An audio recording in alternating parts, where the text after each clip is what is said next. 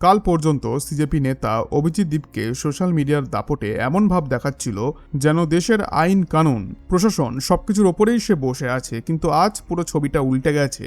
স্বরাষ্ট্র মন্ত্রক এমন একটি প্রশাসনিক চক্রব্যূহ তৈরি করে ফেলেছে যেখান থেকে বেরিয়ে আসা এখন আর মোটেও তার জন্য সহজ দেখাচ্ছে না। দেশের যুবকদের মধ্যে রাতারাতি হিরো হয়ে ওঠা নেশায় থাকা দীপকে সম্ভবত একটা জিনিস ভুলে গিয়েছিলেন, যে বর্তমান রাজনীতিতে যাকে অনেকেই চাণক্য বলে ডাকেন সেই স্বরাষ্ট্রমন্ত্রী অমিত শাহ কিভাবে কাজ করেন সেটা বোঝা এত সহজ নয়।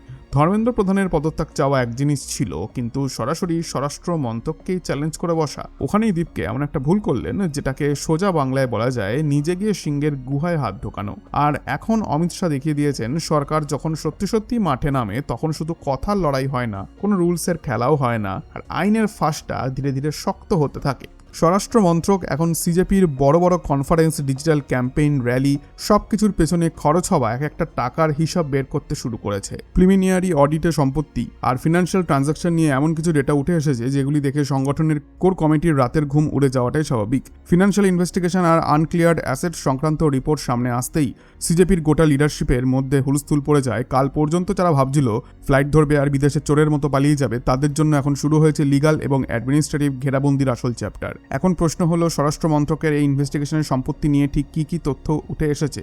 এই ফাঁস কি শুধু অভিজিৎ দীপকেতেই থামবে, নাকি সিজেপির অন্য বড় নেতা এবং পর্দার আড়ালে বসে থাকা ঢালা ফিনান্সিয়ারদের হাতেও পৌঁছে যাবে? আর দেশের আইনের শাসন বজায় রাখতে এই ধরনের কঠোর ব্যবস্থা নেওয়াটা কি সত্যিই জরুরি হয়ে পড়েছিল? এই পুরো ঘটনা, এই অ্যাডমিনিস্ট্রেটিভ ট্র্যাপের এক একটা বড় লেয়ার বুঝতে হলে ভিডিওটাকে শেষ পর্যন্ত আপনাকে দেখতে হবে। আসল জায়গায় পৌঁছাতে হলে গত কয়েক মাস ধরে সিজেপি পর্দার আড়ালে যে গেম খেলছিল সেটা বুঝতে হবে। শুরুতে তারা নিজেদের যুব সমাজের নিরপেক্ষ কণ্ঠস্বর বলে প্রজেক্ট করলো, ইন্টারনেটে এনভায়রনমেন্ট তৈরি হলো, বিশাল ডিজিটাল ক্যাম্পেইন হলো, মোটা টাকা ঢালা হলো, তারপর মোটা বাজেটের কনফারেন্সও হলো, আর সোশ্যাল মিডিয়াতে অ্যাগ্রেসিভলি একটা ন্যারেটিভ দাঁড় করানো হলো। যতক্ষণ এটা সাধারণ পলিটিক্যাল স্টেটমেন্ট আর কথার লড়াইয়ের মধ্যে ছিল ততক্ষণ সিস্টেমও খুব একটা পাত্তা দেয়নি, কিন্তু সম্ভবত এই নীরবতাটাকেই দীপকে আর তার সঙ্গীরা নিজেদের পাওয়ার ভেবে নিয়েছিল। তারপর সরাসরি স্বরাষ্ট্র মন্ত্রককে টার্গেট করার নেশা চেপে বসলো। তারা ভেবেছিল সোশ্যাল মিডিয়াতে নয়েজ তুললেই, ডিজিটাল প্রেশার তৈরি করলেই সরকার ব্যাকফুটে চলে যাবে। কিন্তু একটা ছোট্ট জিনিস তারা ভুলে গিয়েছিলেন, যে অ্যাডমিনিস্ট্রেশন যখন ফেসবুক পোস্ট নিয়ে নয়, ফ্যাক্টস, ব্যাংক রেকর্ড আর লিগাল ডকুমেন্টস নিয়ে খেলা শুরু করে, তখন বাতাসের ছোড়া বড় বড় ডায়ালগ তার দাম শূন্য হয়ে যায়। স্বরাষ্ট্র মন্ত্রক এবং ফিনান্সিয়াল ইনভেস্টিগেশনের সঙ্গে যুক্ত বিভাগগুলি যখন সিজেপির পুরনো ক্যাম্পেইন এবং কনফারেন্সের এক্সপেন্ডিচার অডিট করতে শুরু করলো, তখন যে গ্রাউন্ড রিয়েলিটি সামনে এলো সেটা দেখে অনেকেই অবাক। একদিকে বলা হচ্ছিল অর্গানাইজেশন চলে সাধারণ মানুষ আর যুবকদের ছোট ছোট ডোনেশন দিয়ে, অথচ অন্যদিকে বড় event, costly digital promotion, travel সবকিছুর পেছনে কোটি কোটি টাকা জলের মতো উড়ে যাচ্ছে। এরপর যখনই এই এক্সপেন্ডিচারকে ব্যাংক অ্যাকাউন্ট এবং ট্যাক্স রিটার্ন আর ডিক্লেয়ার ইনকামের সঙ্গে ম্যাচ করা হলো, তখন অ্যালিজেটলি এমন বহু কোটি টাকার ট্রানজাকশন সামনে এলো যার বৈধ সোর্স রেকর্ডে পরিষ্কারভাবে পাওয়া যাচ্ছিল না। অভিজিৎ দীপকে নাকি আমেরিকায় বসে নিজেকে বেশ সেফ ভাবছিলেন এবং সেখান থেকেই স্ট্র্যাটেজি কন্ট্রোল করছিলেন। ভারতে ফিরে তিনি সম্ভবত ধরেই নিয়েছিলেন যে কিছুদিন কাজ করবেন, অ্যাকাউন্টেবিলিটির প্রশ্ন উঠবে না, তারপর চুপচাপ পালিয়ে যাবে। কিন্তু ফিনান্সিয়াল রেকর্ড আর প্রপার্টি রিলেটেড ফাইল খুলতেই পুরো গেমটাই উল্টে যায়। এত বড় এক্সপেন্ডিচারের সামনে রাখার মতো সলিড ডকুমেন্টারি এক্সপ্লেনেশন তাদের কাছে নেই, আর পর্দার আড়ালে যে নেটওয়ার্ক পুরো অপারেশনটা চালাচ্ছিল তারও পরিষ্কার কোনো ডিফেন্স নেই। ফিনান্সিয়াল ইনভেস্টিগেশন যত গভীরে ঢুকতে শুরু করলো, ফোকাস ততই গেল সেই নেটওয়ার্কের দিকে যারা পেছন থেকে পুরো অপারেশন চালাচ্ছিল। শুরুর রিভিউতেই সামনে আসে অর্গানাইজেশনের নামে থাকা বেশ কিছু ট্রাস্ট, ডিজিটাল প্ল্যাটফর্ম আর সোশ্যাল মিডিয়া ক্যাম্পেইনের অ্যাকাউন্টে নির্দিষ্ট ইন্টারভালে বড় অঙ্কের টাকা ট্রান্সফার হচ্ছিল। সেন্ট্রাল ফিনান্সিয়াল মনিটরিং সিস্টেম আর অডিটররা যখন সেই ট্রানজাকশনগুলো ট্যাক্স রিটার্ন এবং ডিক্লেয়ার ইনকামের সঙ্গে কম্পেয়ার করলো, তখন সংখ্যার মধ্যে বড় গ্যাপ চোখে ধরা পড়ে।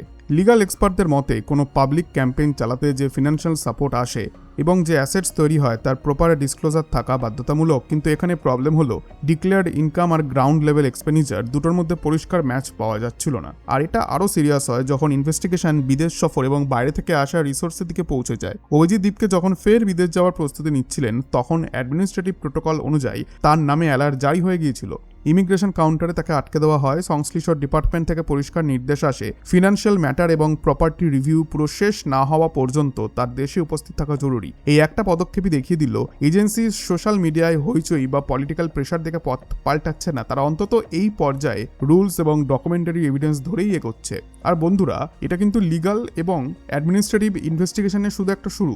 এরপর যেসব লেয়ার খুলছে সেগুলো দেখাবে রুলসকে বুড়ো আঙুল দেখিয়ে কেউ কতদূর যেতে পারে এবং শেষ পর্যন্ত সিস্টেম কিভাবে কিভাবে অ্যাকশন নেয়। তবে সামনে যাওয়ার আগে এই ধরনের ডিটেইলড অ্যানালাইসিস যদি আপনার গুরুত্বপূর্ণ মনে হয় তাহলে ভিডিওটা একটা লাইক অবশ্যই করুন, আর কমেন্ট করে বলুন দেশে কাজ করা প্রত্যেক পলিটিক্যাল অর্গানাইজেশন এবং প্ল্যাটফর্মের জন্য ফরেন ফান্ডিং এবং এক্সপেন্ডিচারের সম্পূর্ণ হিসাব দেওয়া কি বাধ্যতামূলক হওয়া উচিত। কমেন্ট সেকশনে নিজের মতামত অবশ্যই জানাবেন, আর তার সাথে জয় হিন্দ লিখতে ভুলবেন না। এবার আসা যাক ইনভেস্টিগেশন শুরু হওয়ার পর অর্গানাইজেশনের ভেতরে যে ভূমিকম্প শুরু হয়েছে সেখানে। ফিনান্সিয়াল অডিট আর অ্যাডমিনিস্ট্রেটিভ ইনভেস্টিগেশনের গতি শুধু বাইরে চাপ বাড়ায়নি, সিজেপির ভেতরে স্ট্রাকচারও কাঁপিয়ে দিয়েছে। লিগ্যাল এজেন্সিগুলি ফিনান্সিয়াল রেকর্ড এবং অ্যাসেটের প্রাইমারি রিপোর্ট চাইতেই টপ লিডারশিপের মধ্যে লুকিয়ে থাকা মতবিরোধ ওপেনলি সামনে আসতে শুরু করে। অর্গানাইজেশনের কো ফাউন্ডার এবং গুরুত্বপূর্ণ স্ট্র্যাটেজিস্ট সৌরভ দাস এই পুরো কন্ট্রোভার্সি থেকে নিজের পিঠ সরাতেই কেটে পড়ে। ইন্টারনাল সোর্স এবং পলিটিক্যাল করিডোরে ঘুরে বেড়ানো খবর অনুযায়ী অর্গানাইজেশনের দুই বড় পিলারের মধ্যে অনেকদিন ধরেই আইডিওলজিক্যাল টেনশন বাড়ছিল।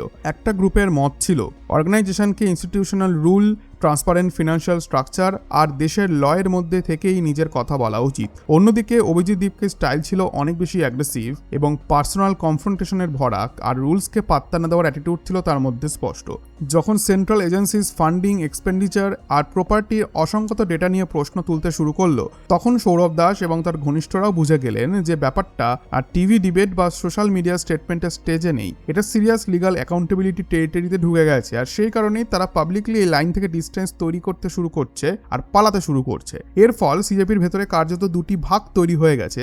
গ্রাউন্ড লেভেলে বহু যুক্ত যুবক এখন নিজেরাই কনফিউজড, যাদের লিডারশিপের ওপর এতদিন ভরসা করে তারা বোকার মতো তাদের পেছন পেছন ঘুরলো, সেই লিডারশিপই যদি বেসিক ইনস্টিটিউশনাল ট্রান্সপারেন্সি নিয়ে এতটা প্রশ্নের মুখে পড়ে তাহলে তারা বিশ্বাস করবে কাকে। এখন আরেকটা প্রশ্ন, যে অ্যাডমিনিস্ট্রেটিভ ঘেরাবন্দি কি শুধু একজনকে ঘিরেই থাকবে, নাকি তদন্ত পৌঁছে যাবে অর্গানাইজেশনের অন্য অফিস বিয়ারার, ডিজিটাল ম্যানেজার এবং ইকোনমিক ব্যাকারদের কাছেও। ইনভেস্টিগেশন যত এগোচ্ছে ততই ফাঁকা স্টেটমেন্টের দিন শেষ হয়ে ডকুমেন্ট ভেরিফিকেশনের আসল দিন শুরু হচ্ছে। প্রাথমিক ফিনান্সিয়াল অডিটে সেন্ট্রাল ইনভেস্টিগেশন টিমের নজর গিয়েছে সেই ডিজিটাল প্ল্যাটফর্ম এবং ফরেন অ্যাকাউন্টগুলির দিকে যেগুলি থেকে ক্যাম্পেইনের জন্য টেকনিক্যাল এবং ফিনান্সিয়াল সাপোর্ট আসতো বলে বলা হচ্ছিল। অ্যাডমিনিস্ট্রেটিভ রুলস অনুযায়ী কোনো ডোমেস্টিক ইনস্টিটিউশন অথবা মুভমেন্ট যে ফিনান্সিয়াল সাপোর্ট পাচ্ছে তার এক একটা টাকা ডিক্লেয়ার্ড হওয়া উচিত। কিন্তু অডিট রিপোর্টে দেখা যাচ্ছে একাধিক অনলাইন চ্যানেল দিয়ে তোলা ফান্ড তার প্রপার অ্যাকাউন্টিং পরিষ্কারভাবে দেখানো হয়নি।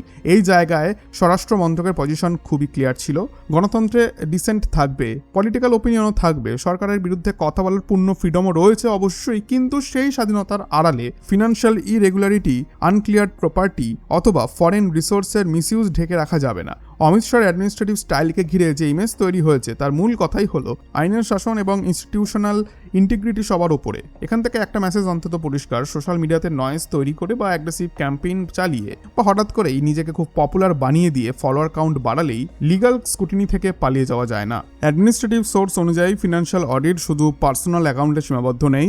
ইনভেস্টিগেশন এজেন্সি গত 2 বছর ধরে সিজেপির ক্যাম্পেইন ম্যানেজমেন্টে সরাসরি যুক্ত সমস্ত trust, digital platform, consultancy firm এবং ব্যাকএন্ড সাপোর্ট গ্রুপের ডিটেইলড রেকর্ড চাইতে শুরু করেছে। এক্সপার্টদের মতে কোনো অর্গানাইজেশনের মেইন অপারেটরের ফিনান্সিয়াল ট্রান্সপারেন্সি এবং অ্যাসেটের সোর্স নিয়ে সিরিয়াস কোশ্চেন উঠলে ইনভেস্টিগেশন কখনো শুধু সেই এক ব্যক্তির মধ্যে আটকে থাকে না, পুরো চেনটাই তখন স্কুটিনির আওতায় চলে আসে। এর মধ্যে থাকতে পারে দেশ বিদেশ থেকে সোশ্যাল মিডিয়া ট্রেন্ড চালানো digital strategist, online fund raising পরিচালনাকারী লোকজন, এমনকি রিজিওনাল কোঅর্ডিনেটররাও যাদের অ্যাকাউন্ট নিয়ে কনফারেন্স, র্যালি এবং পাবলিক মিটিংয়ের জন্য বড় ফান্ড ফ্লো হয়েছে। শুধু তাই নয়, পর্দার আড়ালে অর্গানাইজেশনের ফিনান্সিয়াল হিসাব সামলানো অ্যাডভাইজার এবং চার্টার্ড অ্যাকাউন্টেন্টদেরও এখন তৈরি করা ব্যালেন্স শিট এবং অডিট রিপোর্ট নিয়ে এক্সপ্লেনেশন দিতে হতে পারে। অ্যাডমিনিস্ট্রেটিভ সিস্টেমের রুল খুব স্ট্রেট ফরওয়ার্ড।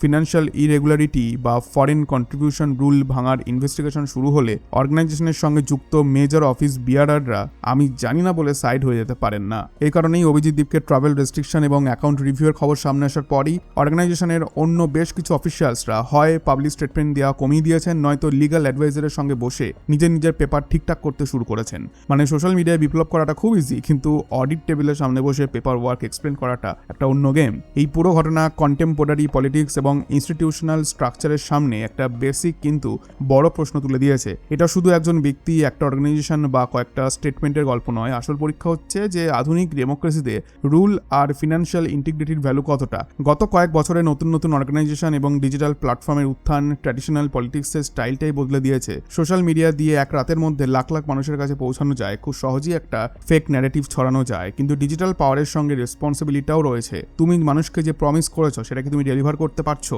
তাই জন্য আইনের সামনে আসাটা তার একটা অ্যাকাউন্টেবিলিটি। কোনো অর্গানাইজেশন যখন নিজেকে সিস্টেম চেঞ্জের মুখ, জনগণের ভয়েস অথবা নতুন পলিটিক্যাল অল্টারনেটিভ হিসেবে প্রজেক্ট করে, তখন সাধারণ মানুষ ন্যাচারালি তাদেরকে বিশ্বাস করে। আর সেই অর্গানাইজেশনের ফান্ডিং, অ্যাসেটস এবং ব্যাকএন্ড এক্সপেন্ডিচারে যদি সিরিয়াস মিসম্যাচ হয়, তখন মানুষের ট্রাস্টেও একটা বড় কম্প্রোমাইজ হয়ে যায়। স্বরাষ্ট্র মন্ত্রক এবং সেন্ট্রাল ইনভেস্টিগেশন এজেন্সিগুলো এই পুরো ম্যাটারে যে প্রসিডিওর নিয়েছে সেটা অন্তত একটা কঠোর মেসেজ দিয়েছে।